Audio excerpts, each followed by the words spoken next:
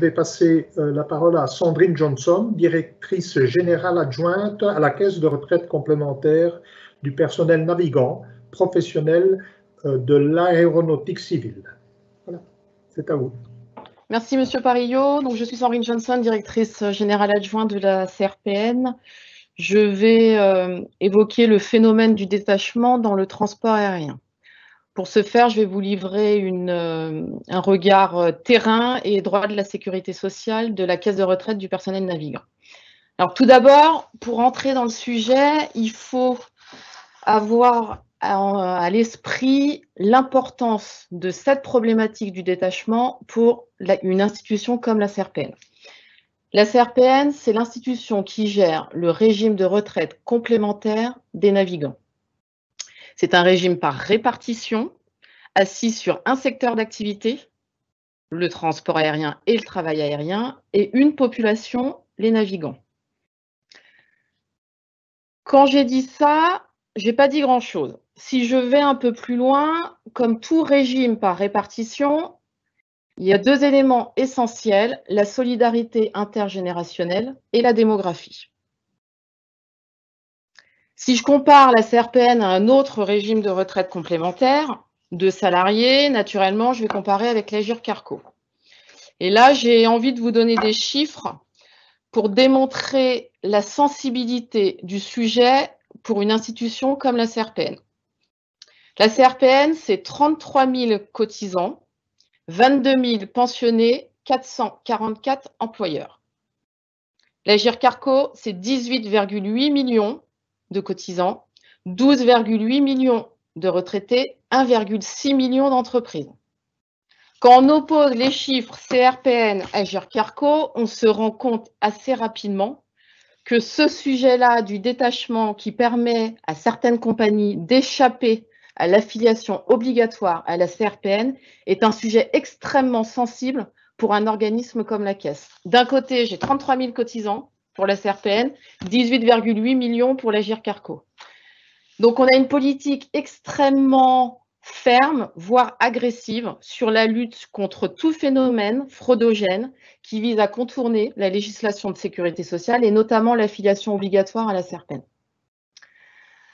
Alors, la CRPN, elle a été quasiment tranquille sur tous ces phénomènes de fraude jusqu'au début des années 2000, précisément 2006-2007. 2006-2007, c'est concrètement l'arrivée des compagnies aériennes dites low cost.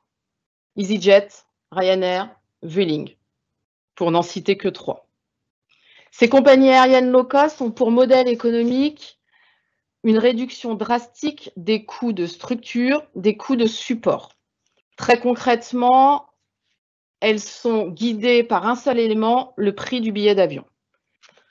Aussi, et pour ce faire, le coût du poids des charges sociales est pour ces compagnies-là un enjeu stratégique. Et donc, elles vont mobiliser les règles européennes du détachement, les règlements de coordination des systèmes de sécurité sociale, pour finalement quasiment choisir la législation de sécurité sociale applicable à leurs navigants et donc échapper à l'affiliation à la CRPN.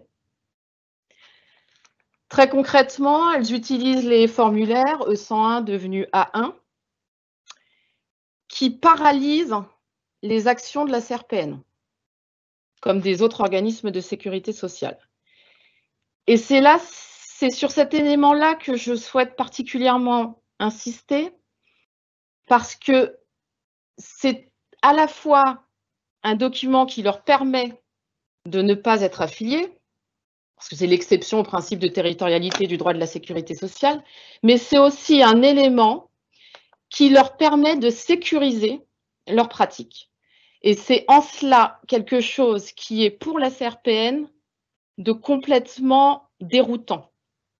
Parce que non seulement elles ont un modèle économique où elles vont rechercher la législation de sécurité sociale la moins coûteuse, mais en plus, elles sont sécurisées dans ce modèle économique. Alors, quand j'utilise le terme de sécurisation de leurs pratiques, je vais préciser en fait mon propos. Très concrètement, c'est l'expérience de la CRPN dans son contentieux judiciaire vis-à-vis de ces compagnies aériennes. L'exemple type, Ryanair. Alors Ryanair, compagnie aérienne ultra low cost, que tout le monde connaît. Il y a 2 procès en cours sur Ryanair. On appelle ça dans notre jargon CRPN, Ryanair 1, Ryanair 2.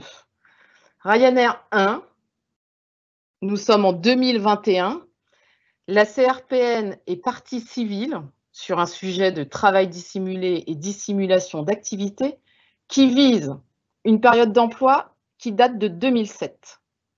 Nous sommes en 2021, je n'ai aucune décision définitive de la justice et je n'ai toujours aucun navigant de régularisé pour sa période d'emploi de 2007 s'agissant de la compagnie Ryanair.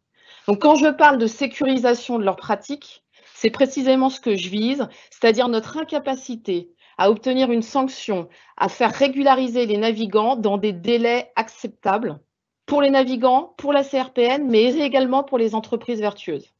Et ça, c'est un élément sur lequel je me permets d'insister lourdement, parce qu'au-delà des règles strictes de la mobilité, de ce qu'on peut dénoncer comme le fait de choisir la législation de sécurité sociale applicable, j'ai un autre facteur qui est extrêmement gênant, c'est que leur modèle économique de fraude est sécurisé dans le temps. Voilà. J'ai revu les interventions des autres intervenants. Un intervenant parlait de la fraude au détachement en évoquant également la fraude à l'activité partielle. Il y a une grande différence entre les deux. C'est-à-dire que là où sur la fraude à l'activité partielle, je suis en capacité de sanctionner, de régulariser, de mettre un terme très rapidement à la politique décidée par l'entreprise de contourner les règles en matière d'activité partielle, s'agissant des formulaires A1, je suis dans une situation où je suis paralysée. Et au bout de 13 ans sur une compagnie comme Ryanair, nous n'avons toujours pas été en capacité de régulariser la situation des navigants sur des périodes d'emploi de 2007, de 2008, de 2009, de 2010. C'est en cela que je trouve que la situation, pour le regard CRPN que je vous livre, est extrêmement déroutante. Alors, si c'était qu'une situation entre caisses, on pourrait dire finalement, la caisse n'a peut-être pas mené correctement son travail jusqu'au bout et on atteint des délais extrêmement longs. Sauf que ce n'est pas le cas.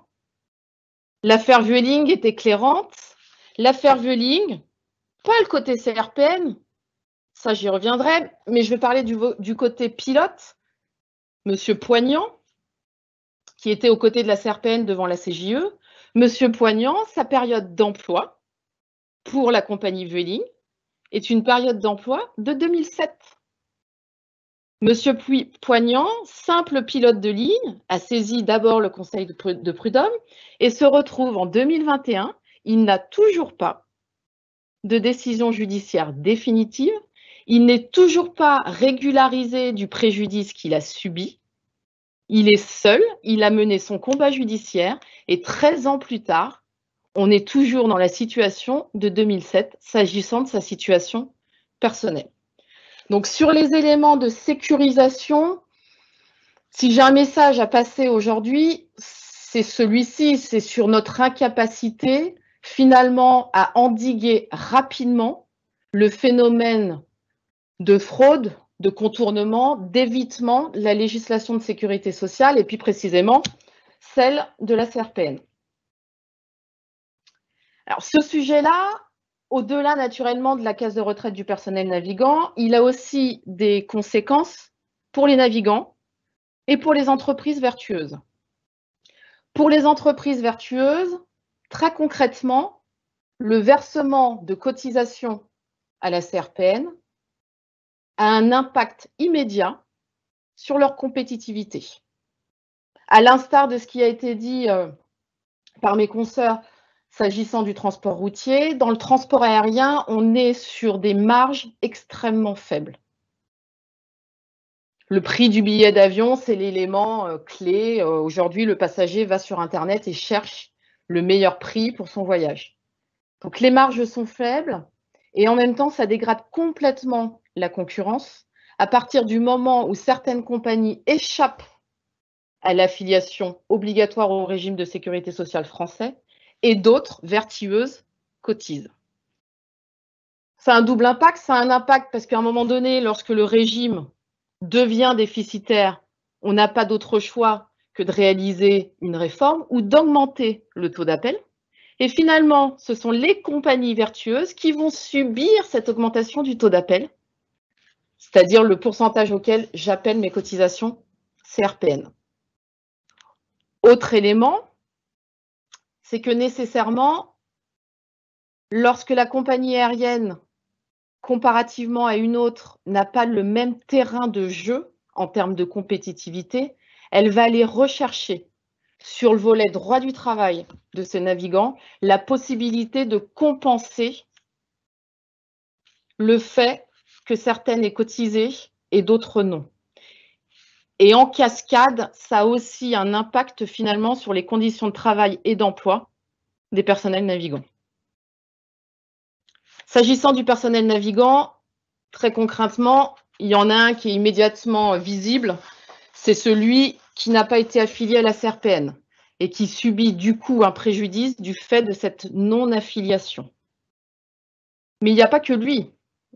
Il y a aussi tous ceux qui sont affiliés à la caisse. Régime par répartition, par définition, ils sont aussi des victimes collatérales du jeu entre la compagnie aérienne qui ne cotise pas et le navigant non affilié. Concrètement, ça va conduire à quoi? Ça va conduire soit une réforme paramétrique du régime, autrement dit, le navigant affilié va subir une baisse de ses conditions de départ et de liquidation à la CRPN, soit à une dégradation de ses conditions de travail et d'emploi, avec le volet droit du travail qui sera en cascade. Et le navigant, c'est finalement le grand oublié de toute cette procédure qui n'existe qu'entre institutions de sécurité sociale dans le modèle européen tel qu'il a été conçu par les règlements. Et nous sommes dans une situation où finalement la première victime, qui est le navigant, est exclue de toute possibilité d'obtenir devant le juge national directement la possibilité de faire sanctionner le contournement, l'évitement, la fraude, et donc d'obtenir la régularisation de sa situation. On l'a plaidé assez lourdement devant la CJUE, non pas au principal, parce qu'au principal, je défends d'abord les intérêts de la CRPN. Les intérêts de la CRPN, c'est naturellement aussi que je puisse avoir un rôle majeur dans cette notion de fraude. Mais on l'a plaidé parce que c'est quand même quelque chose qui est complètement inacceptable. C'est-à-dire une des premières victimes des stratégies d'évitement est finalement complètement oubliée dans une procédure extrêmement administrative. Et ça, c'est un élément qu'il ne faut pas oublier. Parce que moi, très concrètement, si aujourd'hui la CRPN est en capacité de mener l'ensemble des combats judiciaires qu'elle mène, avec l'ensemble des autres organismes, dont notamment l'OCLTI ou la DGAC, on le fait systématiquement grâce aux navigants non affiliés qui nous donnent leur planning de vol, leur bulletin de paye, qui nous donnent l'ensemble des éléments nous permettant de considérer l'activité exercée au départ de France comme suspecte. Donc, même si je suis en première ligne, je suis alimentée, nourrie par ma base, autrement dit les navigants, qui très concrètement ont à 99,9% des cas la volonté d'être affiliés au régime CRPN. Et ils sont les victimes et non pas les complices de la stratégie d'évitement social. Alors, le phénomène aujourd'hui au sein de la CRPN, on peut dire qu'il est quasiment endigué, sans doute à 80%. Pourquoi? Parce qu'est intervenue en 2012 une modification de la réglementation européenne avec la consécration d'un nouveau critère d'affiliation à la législation de sécurité sociale du navigant. Ce critère, c'est la base d'affectation. Cet élément-là a très concrètement permis d'endiguer, pas complètement encore, mais d'endiguer en partie le phénomène d'évitement et de fraude. C'est pas parfait. Toujours est-il qu'aujourd'hui, une compagnie comme EasyJet, qui lorsqu'elle est arrivée sur le territoire français et avait bien des navigants qui exerçaient leur activité au départ de France et n'étaient pas affiliés à la CRPN, est aujourd'hui le deuxième employeur derrière le groupe Air France à la CRPN. Ryanair, que j'ai pu citer assez lourdement dans mes propos introductifs, est également affilié depuis peu, depuis mai 2019, à la CRPN, avec toujours un contentieux extrêmement lourd de 2007 concrètement à 2019. Toujours est-il qu'ils le sont. Alors après, je vais faire preuve de beaucoup d'humilité. Est-ce dire que c'est les actions menées par la CRPN qui ont conduit à l'affiliation de Ryanair? La réponse est non. Je pense que ce qui a conduit à l'affiliation de Ryanair en 2019, c'est la situation du transport aérien qui faisait qu'ils subissaient des démissions massives des navigants, PNT ou PNC, et ça les a conduits à augmenter leurs conditions de travail et à régulariser leur situation par rapport aux droits de la sécurité sociale française pour conserver leurs navigants.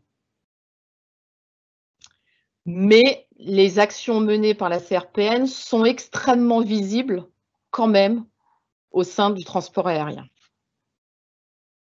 Alors, je vais finir mes propos sur quelques chiffres parce que je pense qu'ils démontrent l'importance du sujet pour la CRPN, pour les navigants, mais également pour le transport aérien en général. De 2007 à 2019, la croissance des effectifs à la CRPN pour le groupe Air France, c'est plus 2%. Pour les compagnies low cost transnationales, c'est-à-dire qu'on des bases un peu partout au sein de l'Union européenne, la croissance des effectifs, c'est plus 1752%.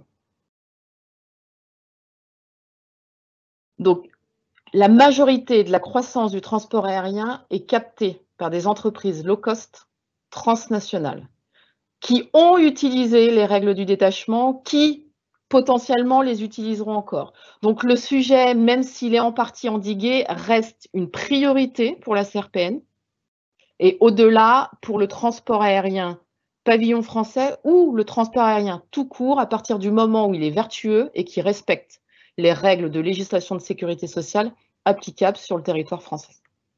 Merci, Monsieur Pariot.